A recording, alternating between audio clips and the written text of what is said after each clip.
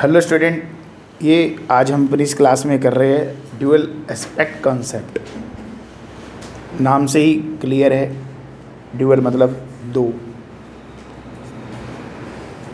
इस कंसेप्ट के मुताबिक जब भी हम अपनी बिजनेस ट्रांजैक्शंस को रिकॉर्ड करेंगे, जब भी हमारी कोई फाइनेंशियल ट्रांजैक्शन होती है, हम उसको बिजनेस में रिकॉर्ड करते हैं तो उसको दो जगह रिकॉर्ड करते हैं। एक डेबिट इफेक्ट डालता है और दूसरा क्रेडिट इफेक्ट डालता है।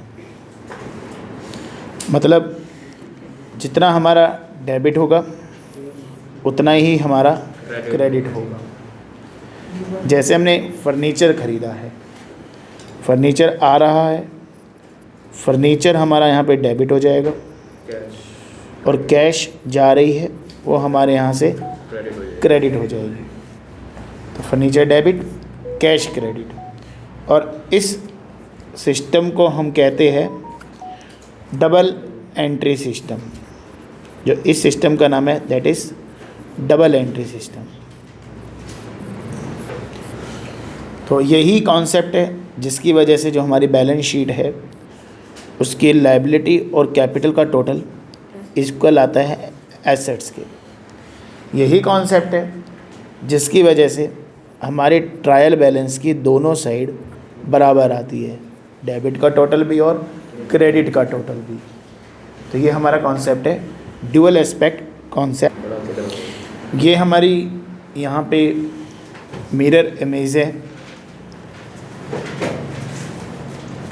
बैलेंस शीट आइटम की और प्रॉफिट एंड लॉस आइटम की। बैलेंस शीट की एक है लायबिलिटी साइड और एक है एसेट साइड, मिरर आमने सामने। तो लायबिलिटी अकाउंट हमारे यहाँ पे डेबिट होते हैं जब वो घट रहे होते हैं। हम बता रहे हैं कि डेबिट कब हो रहा है। और पी एंडल में इनकम डेबिट तब होते जब हमारी इनकम घट रही होती है, तो हम अपनी इनकम को डेबिट कर देते हैं। तो ऐसे ही एसेट्स हैं, क्रेडिट कब होती है जब हमारी एसेट्स घट रही होती है, और एक्सपेंस हमारे घट रहे होते हैं तो क्रेडिट होते हैं। ये इसने हमारे यहाँ पे इसकी मिरर इमेज दी है डेबिट और क्रेडिट की। नॉन नीड की हम इसको ज़्यादा समझे, हम सीधा कॉन्सेप्ट पे आते अपने।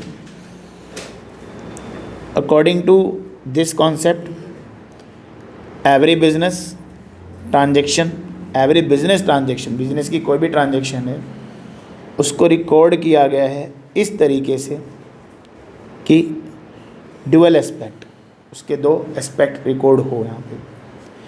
अगर एक अकाउंट डेबिट हुआ है तो दूसरा अकाउंट क्रेडिट होगा। The system of recording transaction, हम जब ट्रांजेक्शन को रिकॉर्ड करते हैं, रिकॉर्ड करने का जो सिस्टम है उसका बेस ही यही प्रिंसिपल है, जिस सिस्टम का नाम है डबल एंट्री सिस्टम।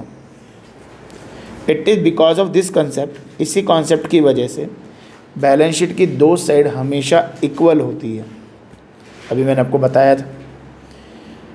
और अकाउंटिंग इक्वेशन हमेशा इक्वल रहती है। अकाउंटिंग इक्वेशन हमारी होती है assets is equal to capital plus liability plus capital. तो यहाँ पर नीचे एग्जाम्पल दे रखा है, तो आप इसको पढ़ लेंगे आप वीडियो को रोक कर, तो ये काफ़ी अच्छे से आपको ये समझ आ गया होगा। ठीक है, थैंक यू मेरे दोस्तों।